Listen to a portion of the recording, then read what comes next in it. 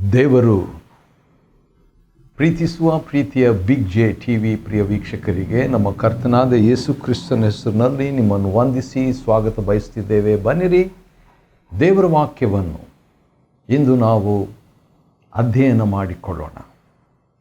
ಇಂದಿನ ನಮ್ಮ ಅಧ್ಯಯನ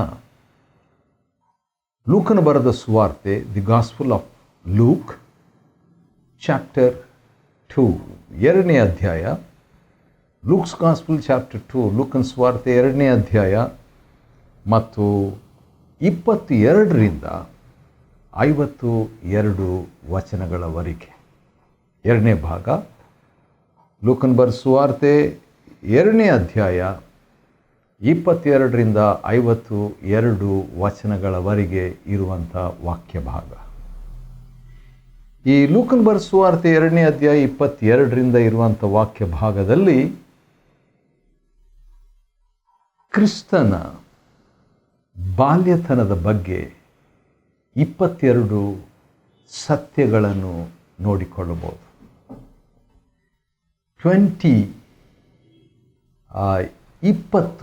ಸತ್ಯಗಳನ್ನು ನೋಡಿಕೊಳ್ಳಬಹುದು. 20 truths about the childhood of Christ. ಇನ್ನೊಂದು ಸಾರಿ ಹೇಳ್ತೀನಿ, ಕ್ರಿಸ್ತನ ಬಾಲ್ಯತನದ ಬಗ್ಗೆ 20 ಸತ್ಯಗಳು. 20 truths about the childhood of Christ. ಇದು ಭಾಳ ಚೆನ್ನಾಗಿದೆ, ಭಾಳ ಆಶೀರ್ವಾದದಾಯಕವಾಗಿದೆ. ಕ್ರಿಸ್ತನನ್ನು ಪವಿತ್ರಾತ್ಮನೇ ಮಹಿಮೆ ಪಡಿಸುವಂಥ ಒಂದು ಮಹಾಸೇವೆ. ಆದ ಕಾರಣ ಈ 20 ವಿಷಯಗಳನ್ನು 2ನೇ ಅಧ್ಯಾಯ 22ರಿಂದ ಇರುವಂಥ ವಾಕ್ಯ ಭಾಗದಲ್ಲಿ 52 ವಚನಗಳವರೆಗೆ, 52ನೇ ವಚನದವರೆಗೆ, 22ರಿಂದ 52ನೇ ವಚನದವರೆಗೆ 2ನೇ ಅಧ್ಯಾಯದಲ್ಲಿ 20 ಸತ್ಯಗಳು ಕ್ರಿಸ್ತನ ಬಾಲ್ಯತನದ ಬಗ್ಗೆ ನೋಡಿಕೊಳ್ಳೋಣ. ಬನ್ನಿರಿ, ಒಂದೊಂದು ಕೂಡ ಭಾಳ ಚಾಲೆಂಜ್ ಆಗಿ, ಸವಾಲುಕಾರಿಯಾಗಿ, ಉತ್ತೇಜನಕಾರಿಯಾಗಿ ಮತ್ತು ಪ್ರವಾದನೀಯವಾಗಿ, ಆತ್ಮೀಯವಾಗಿ, ಭಕ್ತಿಯುತವಾಗಿ, ಪ್ರೋಕ್ಷಣೆ ಅಥವಾ ಪ್ರೋತ್ಸಾಹದಾಯಕವಾಗಿ ಇವೆ.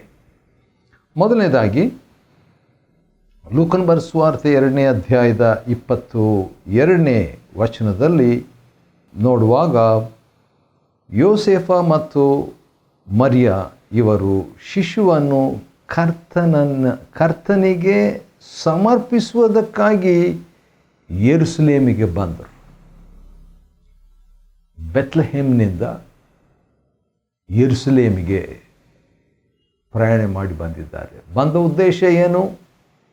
ಬಂದ ಉದ್ದೇಶ ಕರ್ತನಿಗೆ ಸಮರ್ಪಿಸುವುದಕ್ಕಾಗಿ, ದೇವರಿಗೆ ಸಮರ್ಪಿಸುವುದಕ್ಕಾಗಿ ಶಿಶುವನ್ನು ದೇವರಿಗೆ, ಆ ಲೆಕ್ಕದಲ್ಲಿ ನೋಡಿದರೆ ತಂದೆಯಾದ ದೇವರಿಗೆ ಪುತ್ರನಾದ ಯೇಸು ಕ್ರಿಸ್ತನನ್ನು ಸಮರ್ಪಿಸುವುದಕ್ಕಾಗಿ ಬಂದರು. ಅಂದರೆ ಮಗುವಾಗಿ ಹುಟ್ಟಿದ ದೇವರನ್ನು ಸಮರ್ಪಿಸುವುದಕ್ಕಾಗಿ ಬಂದರು. ಇದು ಮೊದಲನೇ ಸತ್ಯ, first truth about the childhood of Christ. ಎರಡನೇದಾಗಿ, ಯಾಕೆ ಆ ರೀತಿಯಾಗಿ ಬಂದರು ಎಂಬುದಾಗಿ ನೋಡುವಾಗ, ಧರ್ಮಶಾಸ್ತ್ರದಲ್ಲಿ 23ನೇ ವಚನ, ಲೂಕ 2:23, ಧರ್ಮಶಾಸ್ತ್ರದಲ್ಲಿ ಬರೆದಿರುವಂತೆ ಪ್ರತಿಯೊಂದು ಚೊಚ್ಚಲ ಗಂಡು ಮಗು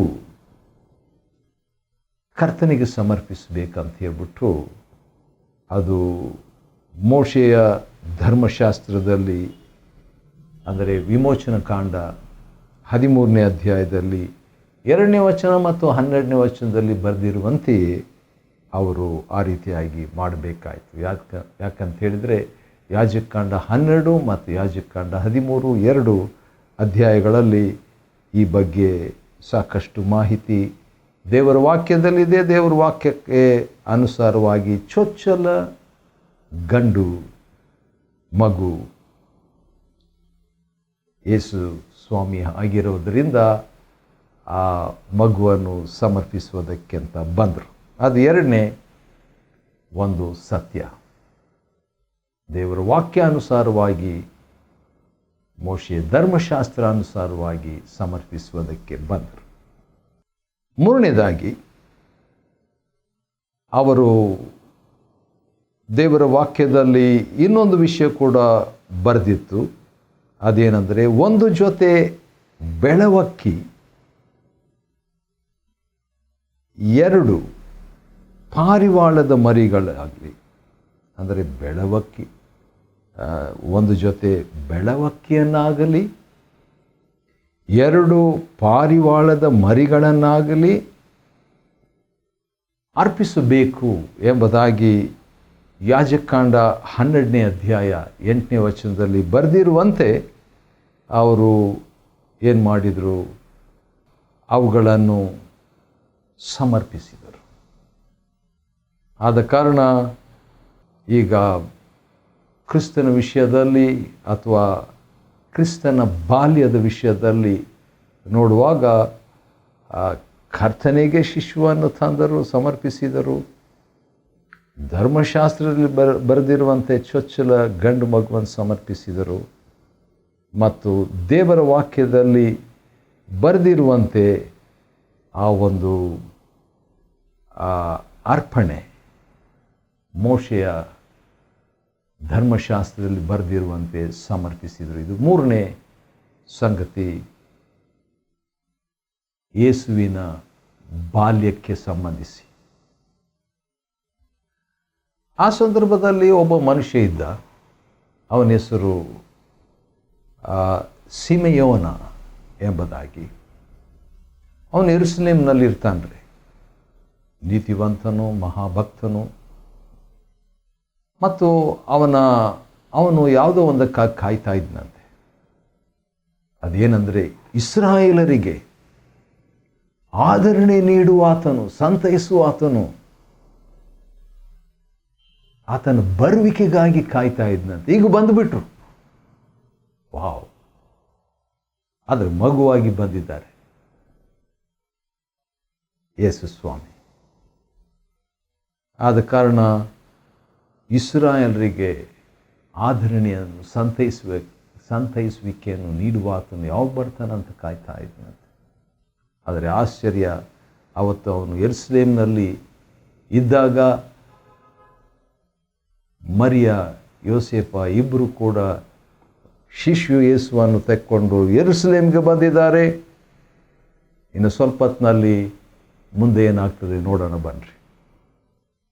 ಇದಲ್ಲದೆ ಲೂಕನ ಬರೆದ ಸುವಾರ್ತೆ 2ನೇ ಅಧ್ಯಾಯ 26ನೇ ವಚನ, ಇದಲ್ಲದೆ ಅವನು ಕರ್ತನ ಕ್ರಿಸ್ತನನ್ನು ಅಥವಾ ಯೆಹೋವನ ಕ್ರಿಸ್ತನನ್ನು ಅಥವಾ ದೇವರ ಕ್ರಿಸ್ತನನ್ನು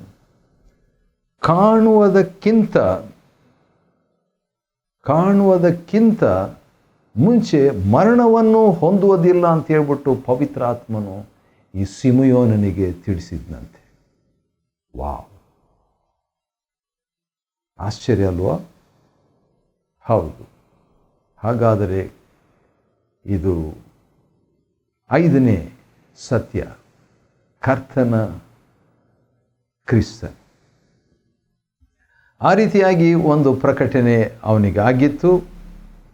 ಈಗ ಏನಾಯಿತು ಅಂತ ಹೇಳ್ಬಿಟ್ಟು ನೋಡುವಾಗ ಅವನು, ಅಂದರೆ ಸಿಮೆಯೋನನು, 27ನೇ ವಚನ, ಲೂಕನ ಬರೆದ ಸುವಾರ್ತೆ 2ನೇ ಅಧ್ಯಾಯ 27ನೇ ವಚನ, ಅವನು ದೇವರಾತ್ಮನ ಪ್ರೇರಣೆಯಿಂದ ದೇವಾಲಯದ ಅಂಗಳದೊಳಗೆ ಬಂದನು.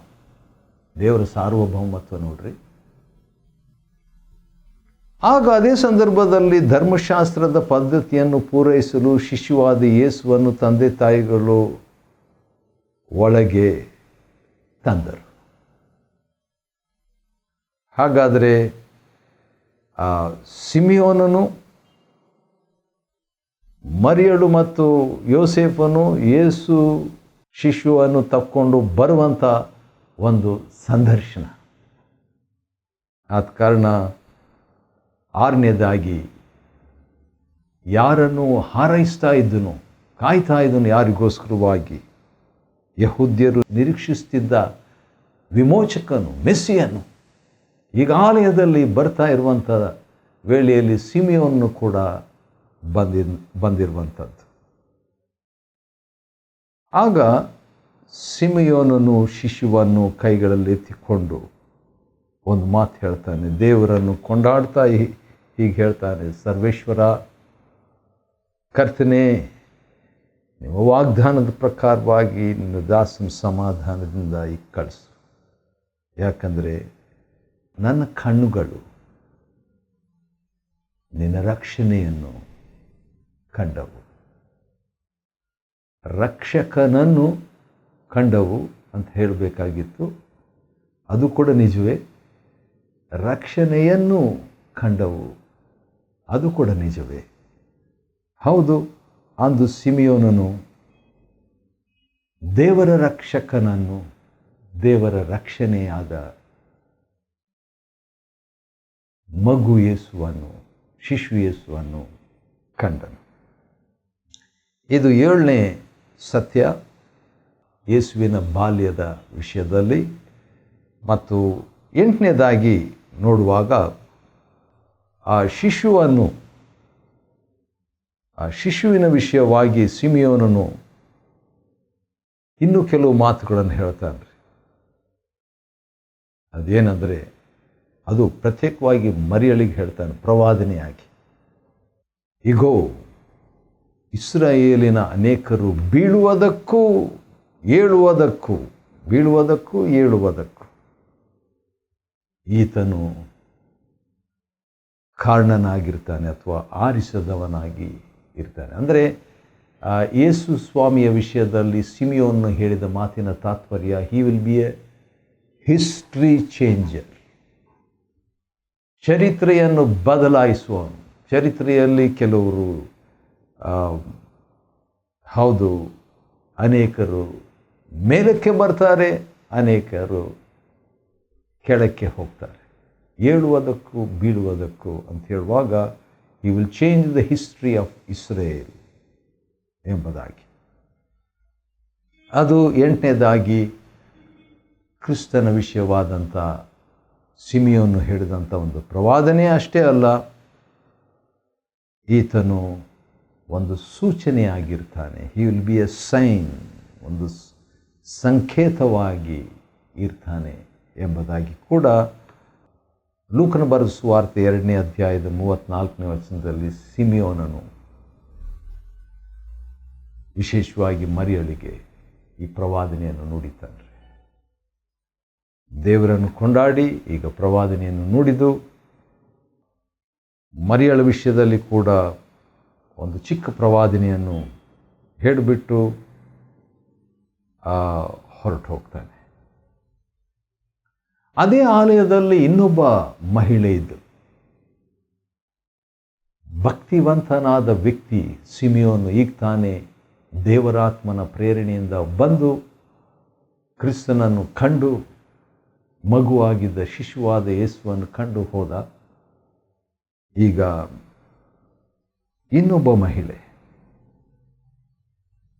ಅಸೇರನ ಗೋತ್ರದ ಫನುವೇಲನ ಮಗಳಾದ ಅನ್ನಳೆಂಬ ಒಬ್ಬ ಬಹು ಮುಪ್ಪಿನ ಪ್ರವಾದಿನಿ ಇದ್ದಳು.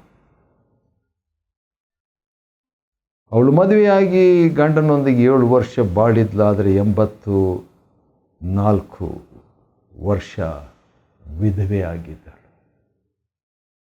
ಆದ ಕಾರಣ ಈಗ ದೇವಾಲಯವನ್ನು ಬಿಟ್ಟು ಹೋಗದೆ ಆಕೆ ಉಪವಾಸದಿಂದ, ಪ್ರಾರ್ಥನೆಯಿಂದ ದೇವರ ಸೇವೆಯನ್ನು, ದೇವರ ಆರಾಧನೆಯನ್ನು ಮಾಡ್ತಾ ಇದ್ದರು. ಆ ಸಂದರ್ಭದಲ್ಲಿ, ಯಾವ ಸಂದರ್ಭದಲ್ಲಿ ಸಿಮಿಯೋನನು, ಯೋಸೇಫನು, ಮರಿಯಳು, ಶಿಶುವಾದ ಯೇಸು ಸಂಧಿಸಿ ಪ್ರವಾದನೆ ಹೇಳ್ತಾ ಇದ್ದಂಥ ಸಂದರ್ಭದಲ್ಲಿ ಆಕೆ ಕೂಡ ಬಂದು ಸೇರಿಕೊಂಡು ಇವರೆಲ್ಲ ಕರ್ತನನ್ನು ಕೊಂಡಾಡ್ತಿದ್ದಾರೆ ಎಂಬುದಾಗಿ ಸೇರಿ ಯೆರೂಸಲೇಮಿನಲ್ಲಿ ವಿಮೋಚನೆಗಾಗಿ ಎದುರು ನೋಡ್ತಿದ್ದವರೊಂದಿಗೆ ಶಿಶುವಿನ ವಿಷಯವಾಗಿ ಮಾತಾಡ್ತಾರೆ. ಹಾಗಾದರೆ ಎಲ್ಲರೂ ಸೇರ್ಕೊಂಡ್ಬಿಟ್ರು. ಬಹುಶಃ ಸಿಮಿಯೋನು, ಹನ್ನಳು, ಯೋಸೇಫ, ಮರಿಯ, ಇನ್ನು ಕೆಲವರು ಎಲ್ಲರೂ ಸೇರಿಕೊಂಡು ಮಾತನಾಡ್ತಾ ಇದ್ದಾರೆ. ಹನ್ನಳು ಶಿಶುವಿನ ಬಗ್ಗೆ ಮಾತನಾಡಿದ್ರ ಬಗ್ಗೆ ನೋಡ್ತೇವೆ. ಮುಂದೆ ಮಗು ಬೆಳೀತು, ಶಿಶು ಬೆಳೆದು ಬಲಗೊಂಡಿತು. ಎರಡನೇದು ಜ್ಞಾನದಲ್ಲಿ ಅಭಿವೃದ್ಧಿ ಆಯಿತು. ಮೂರನೇದು ದೇವರ ಕೃಪೆ ಮಗುವಿನ ಮೇಲಿತ್ತು. ದೇವರ ಕೃಪೆ ಮಗು ಯೇಸುವಿನ ಮೇಲೆ, ಶಿಶು ಯೇಸುವಿನ ಮೇಲಿತ್ತು. ಅದಾದ ನಂತರ ಯೇಸು ಸ್ವಾಮಿಗೆ 12 ವಯಸ್ಸಾದಾಗ ಹಬ್ಬಕ್ಕೆ ಹೋದ್ರಂತೆ. 42ನೇ ವಚನ, ಲೂಕನ ಬರೆದ ಸುವಾರ್ತೆ 2ನೇ ಅಧ್ಯಾಯ 42ನೇ ವಚನ. ಹಬ್ಬಕ್ಕಾಗಿ ಹೋದರು. ಅವರು ಯಥಾಪ್ರಕಾರವಾಗಿ ವಾಡಿಕೆಯಾಗಿ ಹಬ್ಬ ಯೆರೂಸಲೇಮಿಗೆ ಹೋಗ್ತಿದ್ರು. ಹಬ್ಬ ಮುಗಿಸ್ಕೊಂಡು ಬಂದಾಗ ಬಾಲಕನಾದ ಯೇಸು ಯೆರೂಸಲೇಮಿನಲ್ಲಿ ಉಳ್ಕೊಂಡ್ಬಿಟ್ರು. ಅದು 15ನೇ ಸತ್ಯ ಯೇಸುವಿನ ಬಗ್ಗೆ. ಆ ರೀತಿಯಾಗಿ ಯೇಸುವಿನ ಉಳ್ಕೊಂಡಿದ್ದರ ಬಗ್ಗೆ ತಂದೆ ತಾಯಿಗಳು ಸುಮಾರು 1 ದಿನ ಪ್ರಯಾಣ ಮಾಡಿ ಎಲ್ಲಿ ಬಾಲಕನಾದ ಯೇಸು ಕಳೆದು ಹೋಗಿದ್ದಾರೆ ಅಂತ ಹೇಳ್ಬಿಟ್ಟು ಹುಡುಕಿದ್ರು. ಆನಂತರ ಕಂಡುಕೊಳ್ಳದೆ ಹೋದ್ದರಿಂದ ಅವರೇನು ಮಾಡಿದರು, ಪುನಃ ಯೆರೂಸಲೇಮಿಗೆ ತಿರುಗಿ ಹೋದರು.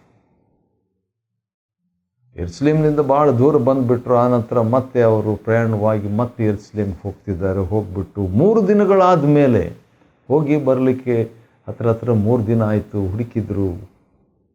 ದೇವಾಲಯದಲ್ಲಿ ಯೇಸು ಸ್ವಾಮಿಯನ್ನು ಕಂಡುಕೊಳ್ತಾರೆ.